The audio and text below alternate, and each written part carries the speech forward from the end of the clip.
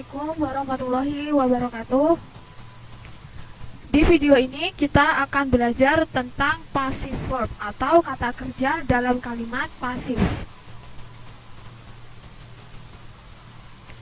Oke, jadi tips ke-36, buatlah kalimat pasif dengan struktur yang benar. Jadi ini kita mau belajar tentang struktur kalimat pasif. Polanya seperti ini. Kita harus menggunakan kata kerja be, verb be ini ya, saya ulangi, dia itu bisa bertransformasi menjadi beberapa verb, ada is, ada am, ada are, was, were, been, being. Nah itu yang dimaksud dengan verb be.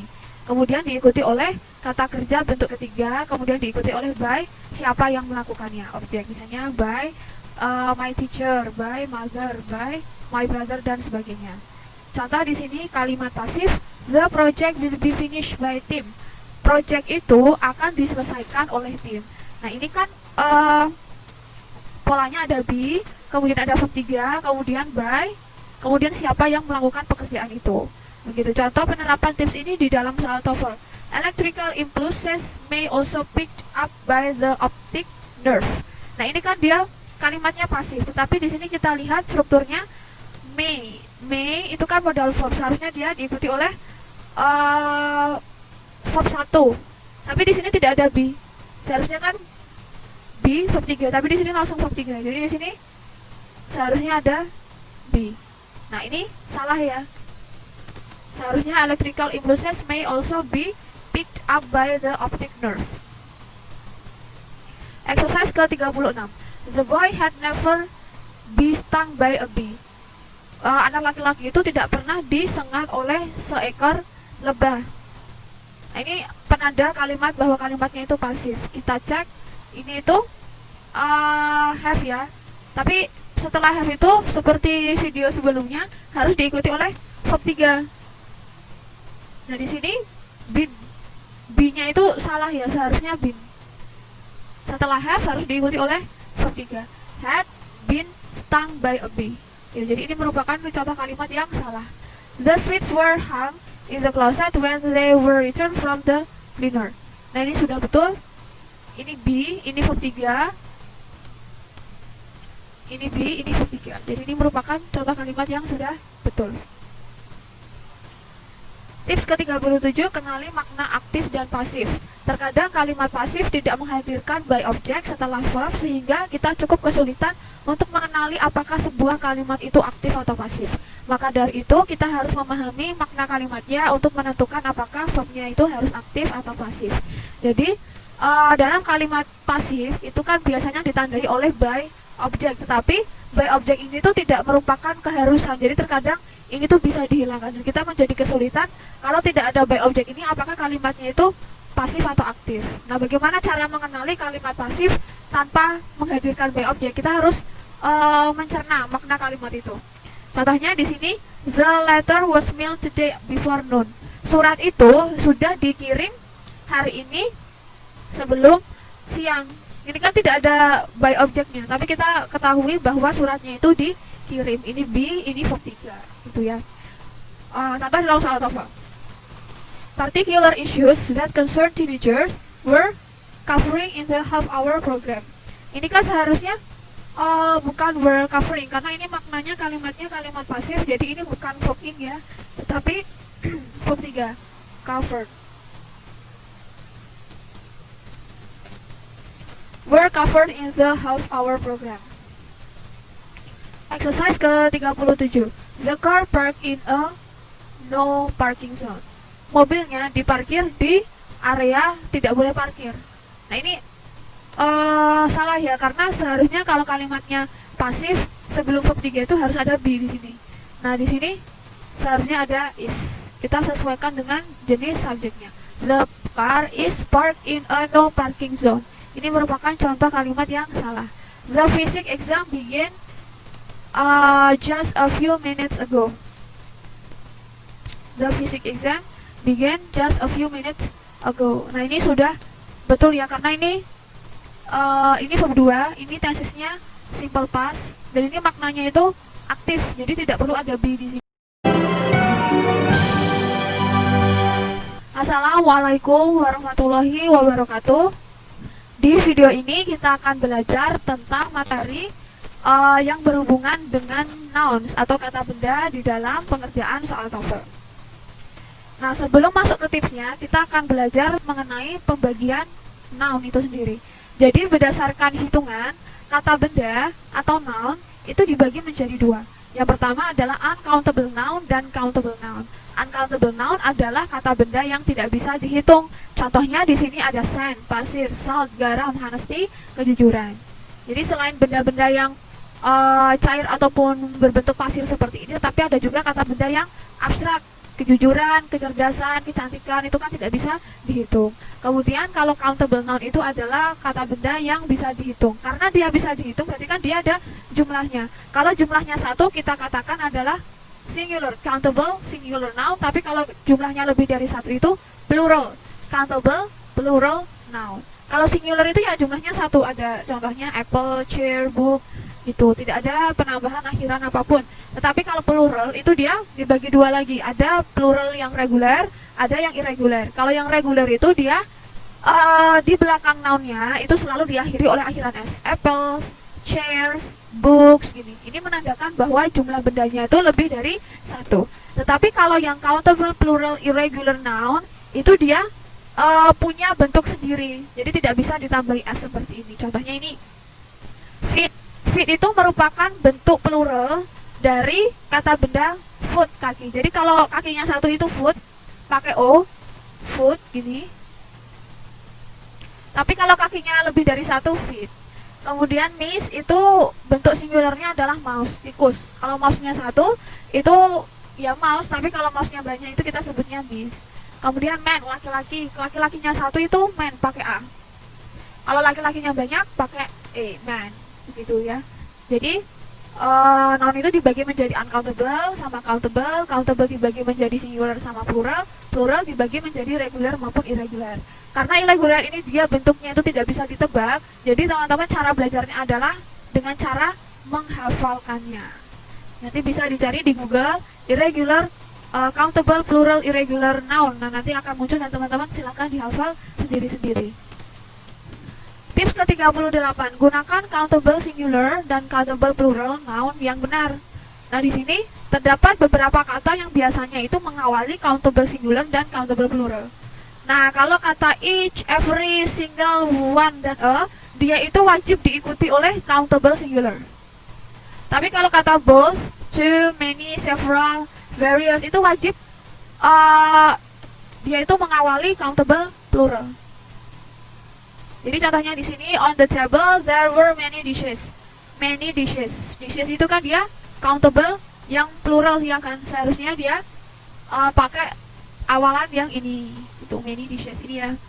The lab assistant finish every test. Test ini kan dia countable singular. Jadi dia memakai awalan yang ini. Tepatnya yang ini every. Gitu. Contoh penerapan tes ini dalam soal TOEFL. Through aquaculture or fish farming, more than 500 million tons of fish are produced each year. Nah, ini jelas salah ya each year-nya ini. Each. Itu kan dia seharusnya digunakan untuk mengawali yang countable singular noun. Tapi di sini adalah yang kita dapati itu countable plural. Jadi ini D itu jelas salah. Seharusnya S-nya dihilangkan menjadi each year saja. Exercise ke-38. The automotive shop stock many parts for the various types of Hondas. Di sini many itu seharusnya dia diikuti oleh countable plural. Tapi sedangkan di sini part itu kan partnya nggak ada s-nya. Seharusnya ini ada s-nya. Many parts. Gitu. Ini contoh yang salah. Kemudian exercise ke kalimat kedua. Every receipt must be removed from the cashier's drawer and tell it. Every receipt. Nah, sudah cocok ya, ini every terus ini countable yang singular. Ini merupakan contoh yang benar. Tips ke-39. Bedakan countable dan uncountable noun. Nah, dia countable dan uncountable noun itu juga memiliki amalan kata yang berbeda. Jadi kalau ada many, number, few, fewer itu digunakan untuk mengawali countable noun. Tetapi di sini much, amount, little, less itu dia digunakan untuk mengawali yang uncountable noun. Padahal maknanya itu sama. Much sama many sama much itu artinya banyak. Number atau amount itu artinya sejumlah. Few dan little itu artinya sedikit. Fewer dan less itu artinya lebih sedikit. Maknanya dalam bahasa Indonesia sama, tetapi karena dia digunakan untuk mengawali noun yang berbeda, jadi dia bentuknya pun juga berbeda. Contohnya di sini, he has seen many foreign films. Films itu kan dia countable noun, jadi dia harus diawali oleh many. He didn't have much fun at the movies. Fun itu kan tidak bisa diukur ya, tidak bisa dihitung. Jadi dia harus diawali oleh much. Contoh, the legal system has much safeguards to protect the right of the defendant to an impartial jury. Di sini jelas-jelas salah karena much itu seharusnya digunakan untuk mengawali yang uncountable noun, sedangkan di sini safeguards seperti bodyguard gitu ya. Bodyguardnya ini kan banyak, ada s-nya. Seharusnya ini bukan much, tapi many. The legal system has many safeguards. Exercise ke-39. He received little notice that the bill would have to be paid in full.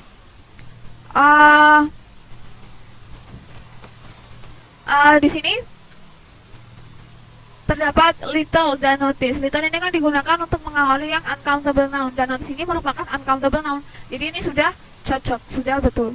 The police had few opportunities to catch the thief who had committed a large amount of crimes. Nah, salahnya di sini. Crimes itu kan ada s-nya. Oh, berarti dia countable noun. Countable noun tidak bisa dipakai bersama amount. Seharusnya number. A large number of crimes. Tips ke-40, kenali irregular plural noun. Nah, ini yang kita bahas tadi ya. Jadi kalau irregular plural noun itu dia memiliki bentuk yang sendiri, tidak bisa ditebak, tidak bisa ditambahi s belakang. Jadi cara mempelajarinya adalah dengan cara menghafal. Contohnya di sini kalau laki-lakinya satu itu pakai ini a, laki-lakinya banyak pakai e. Woman, women, foot, feet, tooth, teeth. Ini angsanya satu, angsanya banyak. Anaknya satu, anaknya banyak. Ox, oxen. Begitu. Contoh dalam soal TOEFL. The mystery bookstore was largely a phenomena of the last decade. Ini salah. Karena fenomena itu merupakan plural noun. Bentuk singularnya itu phenomenon. Pakai o ini. Phenomenon. Itu. Karena ini pakai oh ya, jadi ini menandakan bahwa nounnya itu harus singular. Tidak boleh plural. Exercise ke-40, parenthesis is needed around that expression. Parenthesis ini dia kan plural. Nah, seharusnya ini is-nya diganti, bukan is tapi are. Ini merupakan contoh yang salah. Nah, ini plural. He wants to go on fishing trip this weekend because he has heard that the fish are running. Jadi bentuk singular dari fish itu ya fish, bentuk pluralnya itu ya fish, iya. Jadi fish. Kalau ikannya satu ya fish, ikannya banyak ya fish juga. Jadi ini merupakan contoh yang benar. Tips ke-41, bedakan noun yang bermakna orang dan benda. Noun dalam bahasa Inggris bisa berarti benda atau orang. Contohnya di sini, there are many job opportunities in accounting. Accounting. Akuntansi, ya kan? Akuntansi itu kan kata benda. The company hired an accountant to keep the records of money received, paid, and owned by a company. Accountant itu kan akuntan. Akuntan dan akuntansi itu kan berbeda. Akuntansi itu kegiatannya, sedangkan akuntan itu orang yang melakukan kegiatan akuntansi. Jadi kita harus benar-benar bisa membedakannya. Contoh dalam soal TOEFL. To enter the FBI National Academy, an application must be between ages of 23 and 34. Application yang harus berumur 23 dan 34 itu kan orang. Jadi application ini salah. Seharusnya applicant, pelamar. Applicant, pelamar, bukan application. Exercise ke-41. In the evening he relaxes in front of the fire and writes long poets. Poets ini kan dia artinya penyair ya. Kalau ini kan dia menulis sajak, menulis puisi gitu ya. Ini poets itu artinya penyair, jadi ini salah. Seharusnya poetry, menulis puisi. Itu, ini salah. Service in the restaurant was slow because one cook had called in sick. Nah, ini merupakan contoh yang ini cook itu dia artinya sama dengan chef, koki. Jadi ini sudah benar. Benar ya. Assalamualaikum warahmatullahi wabarakatuh. Di video ini kita akan belajar tentang pronouns atau kata ganti. Nah, sebelum masuk ke tipsnya, kita akan mengenali macam-macam kata ganti itu apa aja. Jadi kata ganti itu dia yang tampil di tabel ini merupakan kata ganti personal ya. Jadi ada subject pronoun, ada object pronoun. Kalau yang possessive adjective ini dia bukan pronoun ya sebenarnya. Dan ada possessive pronoun, subject pronoun, object pronoun, dan possessive pronoun. Kalau yang possessive adjective ini dia merupakan adjective, tetapi dia ada hubungannya dengan pronoun gitu. Jadi tetap saya masukkan di sini ya.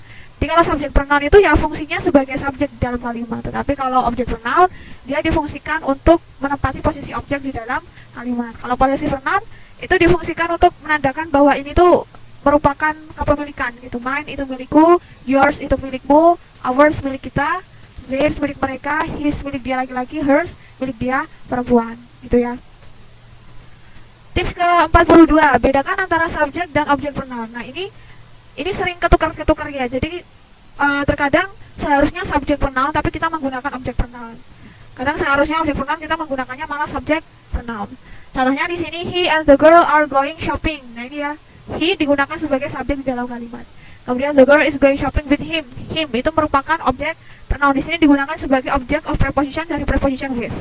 Jadi digunakan sesuai tempatnya. Subjek ya sebagai subjek, objek ya sebagai objek. Contoh dalam soal TOEFL, commercial letters of credit are often used to finance export trade, but them can have other uses. Ini kan seharusnya subjek ya kan, tapi dia them ini merupakan objek pronoun. Nah, ini salah. Seharusnya they. They can have other uses. Exercise ke-42. The worst problem with it is that he cannot afford it. Iya, ini merupakan contoh kalimat yang sudah betul. Ini subjek sudah digunakan sebagai subjek. Ini juga subjek sudah digunakan sebagai subjek. Ini objek sudah digunakan sebagai objek. They saw Steve and I at the movies last night after class. Steve and I. Steve and I di sini kan merupakan objek. Subjeknya ini, verbnya ini, objeknya ini. Tetapi ini ada pronoun I. I itu kan merupakan subjek pronoun. Nah, salah ya. Seharusnya me. Steve and me. Itu. Jadi ini merupakan contoh kalimat yang salah. Tips ke-43. Bedakan antara possessive adjective dan possessive pronoun. Namanya juga possessive adjective. Jadi dia diikuti oleh sebuah kata benda ya. Contohnya di sini, they lend me their book. They lend me theirs. Possessive adjective. Namanya juga adjective, dia selalu diikuti oleh kata benda setelah katanya. Tetapi kalau possessive pronoun dia tidak perlu diikuti oleh kata benda. Jadi perbedaannya mudah banget ya. Kalau possessive adjective diikuti oleh kata benda, kalau possessive pronoun tidak diikuti oleh apapun. Contoh, almost half of the pilgrims did not survive their first winter in the new world. Their first winter. First winter itu kan dia noun. Jadi dia seharusnya di sini bukan theirs, tetapi their aja. Karena di sini diikuti oleh kata benda. Jadi seharusnya di sini yang menempati bukan possessive pronoun tetapi possessive adjective. Exercise ke-43. If she borrows your coat, then you should be able to borrow her. If she borrow your coat, then you should be able to borrow her. Ini kan her itu possessive adjective. Ya kan, tapi di sini tidak ada kata benda yang mengikutinya. Berarti ini salah ya. Kalau memang tidak ada kata benda yang mengikutinya, seharusnya ini possessive pronoun ditambah s. To borrow hers. Gitu. Ini kalimat yang salah. Each pot and pan in her kitchen has its own place to the shelf. Ini sudah betul. Possessive adjective diikuti oleh noun, possessive adjective diikuti oleh noun. Betul. Tips ke-44. Cek kesesuaian antara pronoun dan kata yang digantikan. The boys will cause trouble if you let them. Jadi namanya juga kata ganti ya, berarti dia menggantikan suatu kata lain. Nah, di sini them di sini pronoun ini dia menggantikan the boys. Cek kesesuaiannya. Oh, them itu kan untuk kata orang yang banyak. Nah, di sini boys-nya sudah betul karena boys-nya itu lebih dari satu. Contoh dalam soal TOEFL, Superman made their comic debut in 1938 in Action Comics. Ini salah kalimatnya karena Superman itu kan dia satu, tetapi dia di sini their itu kan mereka, orangnya banyak. Jadi salah ya. Superman itu digantikan oleh kata ganti his. Superman made his comic debut. Exercise ke-44. If a person really wants to succeed, they must always work hard. They, pronoun they di sini dia menggantikan kata a person. A person ini kan satu orang ya. Jadi tidak bisa digantikan oleh they. Seharusnya he or she. Ini contoh kalimat yang salah. If you see the student from the math class, could you return their exam papers to them? Their, them. Itu dia menggantikan kata the students. Sudah betul ya? Kalimatnya betul. Oke, terima kasih bagi yang sudah menonton video ini. Sampai jumpa di video selanjutnya. MPWNY 2020.